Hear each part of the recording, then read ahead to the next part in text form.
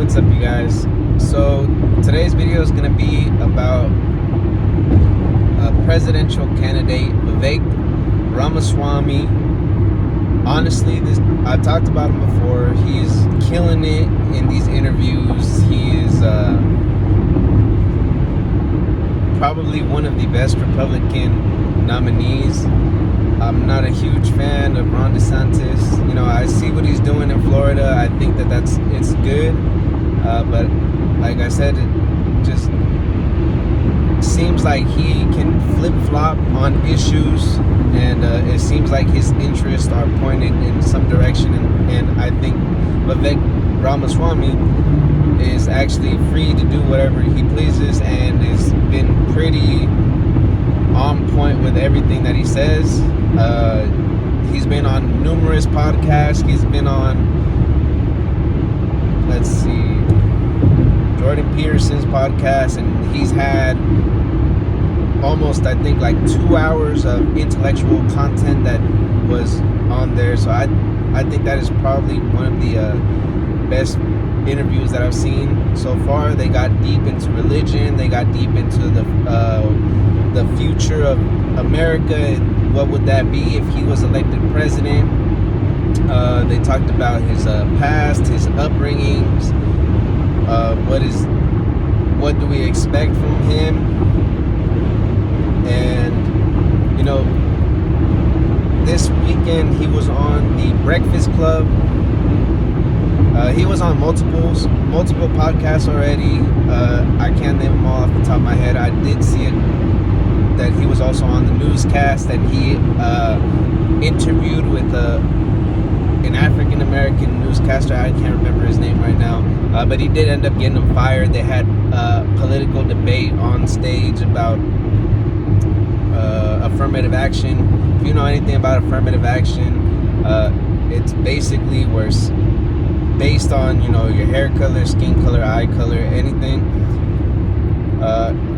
and you are a part of some type of minority in the eyes of, you know, let's say the government, that there is this special rule that if you give some type of sob story, or if you're underprivileged and let's say Mexican, African American, I don't know, that you qualify to be in a position that somebody else or your peers among you have probably worked their ass off to get to. So if that sounds like it's never happened to you, then you probably don't have to worry about it.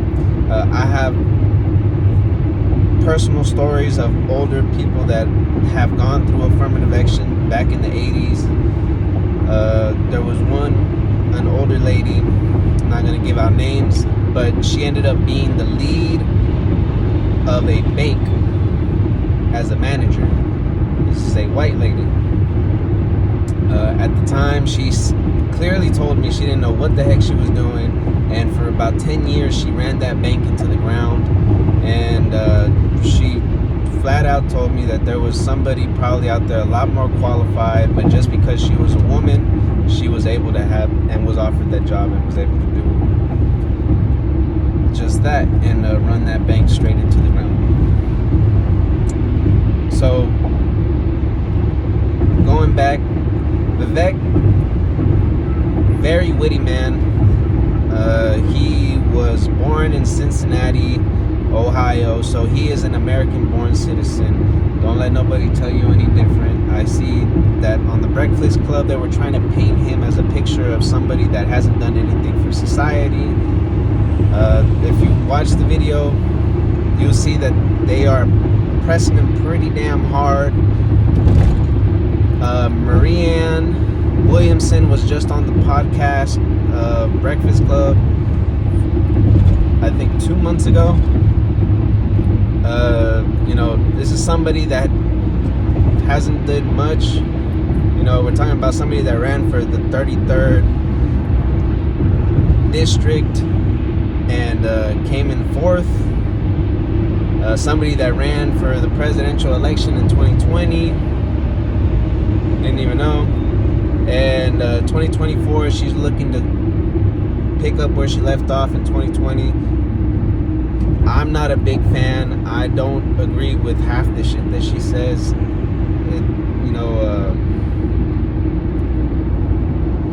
Universal health care, not the biggest fan. And if you wonder why, it's because if you have a decent health care right now with, at a job with decent benefits, you're able to pick your own doctor. What's most likely going to happen is that everything's going to be standardized. There's going to be things that you probably don't qualify. And, think about it. If you've ever been to Kaiser and you've ever been put, they don't distinguish you by the about. They don't distinguish you by, say somebody comes in and there's 3 people in the emergency room. You got 1 person in there for COVID. You got the second in there, someone got shot in the foot. And somebody else that is probably fell and had a huge concussion. Obviously the second person would be the person to come in, but that would probably want to come in first. But if the person with COVID showed up first, they're probably going to pick them first. Kaiser's not the best. I think that they do the best with what they got. I think that the employees there work real hard. I just think that there's rules and regulations, and they do the best they can with what they got.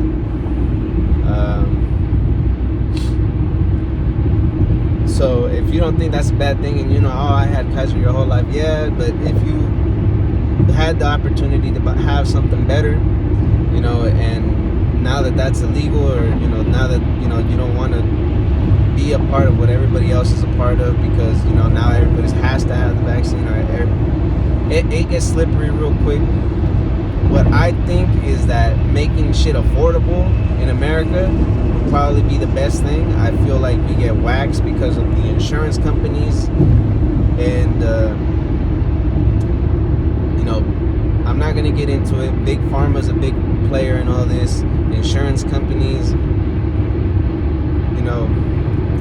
can probably get the same medicine for probably a third of the price if you go to Canada, if you go to Mexico, and it's literally the same product, and they just sell it to you at a waxing rate because they know that your insurance company is going to pay for it. So anyways, back to the subject. Vivek is a pretty strong candidate in my eyes. He's about 3rd in the polls for Republican candidates,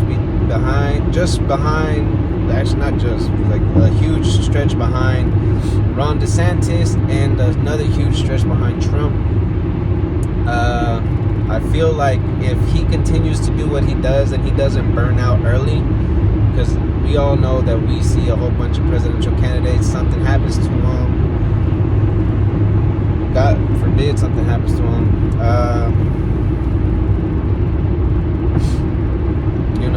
they fall short.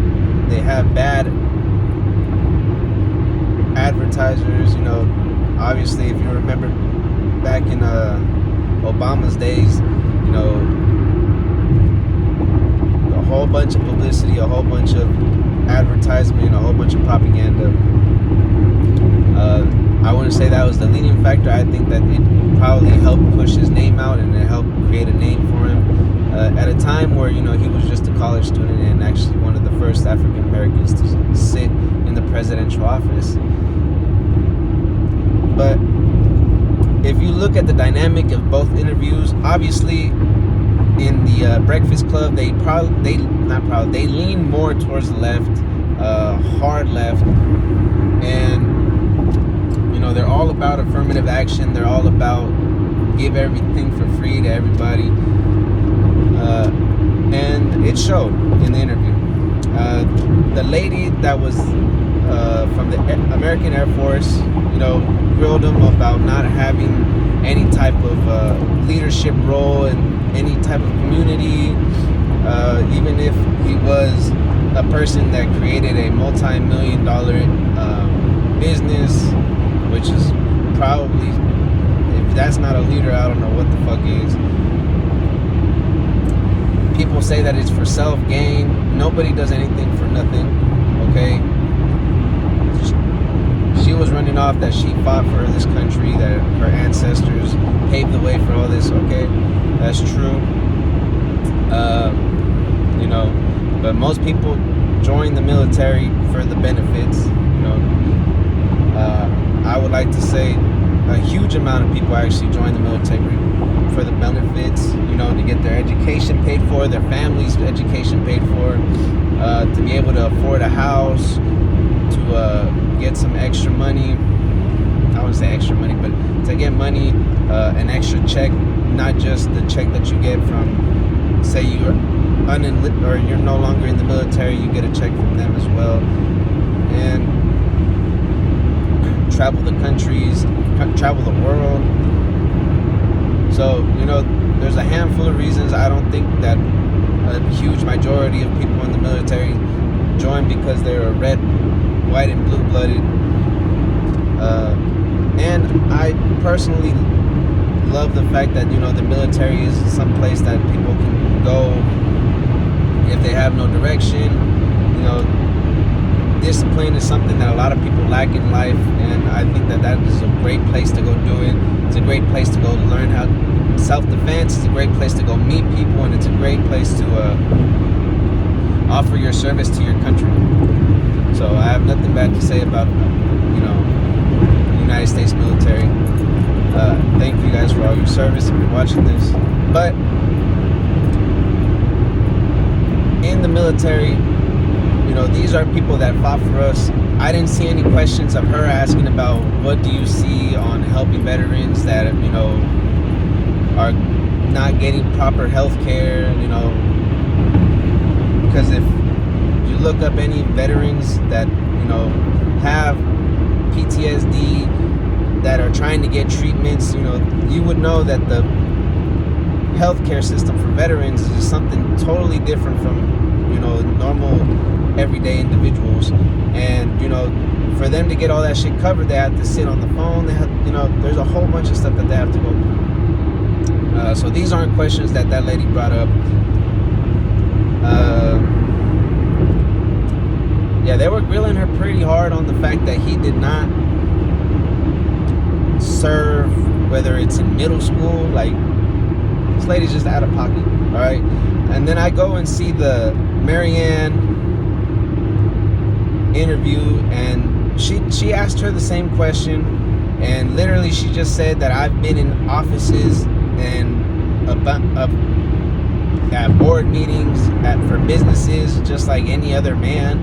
I'm like, you got a dude that literally created a multi-million-dollar company that helps little kids and people with colon cancer, like, you know what I mean, like, help people survive, that are FDA approved. And I understand that, you know, when we look at big pharma, we don't see, you know, good people. And you know, this Vivek was in a hedge fund. You know, he did go to Stanford, he did go to Harvard, he was a graduate there, he did go to law school. So this man has got a huge list of things that not every single person in the world can get to. And, you know, this is first generation American. So nothing was handed to this man. I give him my applause. I give him my, you know, sincere shout outs to this guy. You know, he's made it in America by working hard, you know, head down, keep doing what he's got to do. And, you know, he's made a lot of connections out here. So, you know, big ups to him.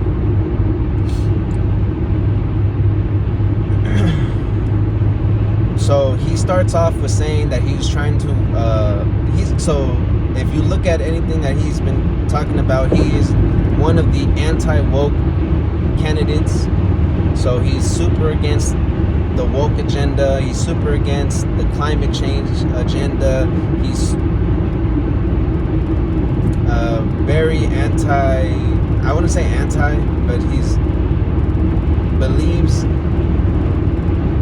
that people that are trying to affirm a different gender, instead of walking in and allowing this type of stuff to happen and create legislation and all that, that he believes that these are people crying out for help and should be treated as such.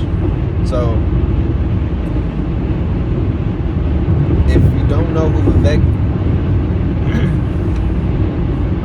if you don't know who Vivek Ramaswamy is, go ahead, check him out. I think he's a great candidate, at least for the Republican Party. The interview is about 40-something minutes. You know, they don't let him talk a whole bunch at all. They gaslight him and everything. They try to manipulate his words by bringing up feelings instead of facts. This man is a straight fact checker, okay? Everything that they throw at him, he just kind of demolishes it. And they try, like I said, they try to gaslight him. They try to make him seem like he's worse than what he is. This man is a G. He is coming out and changing the whole dynamic of what the campaigns of the last 8 years have been about. And I think that, interestingly enough, even if he doesn't make it to presidency, that the conversations that are brought up because he ran for president are going to be this presidential election is going to be a lot more towards intellectual development towards the future. And I hope that a lot of people go ahead check them out. Yeah, hopefully you guys liked the video. If you could, like, comment, subscribe, let me know what you think. Go check out the Breakfast Club interview, and go check out the other Breakfast Club interview of Marianne Williamson. You can see the dynamic. You can see how they treat their these presidential candidates different. And yeah, hopefully I'll catch you guys on the next one.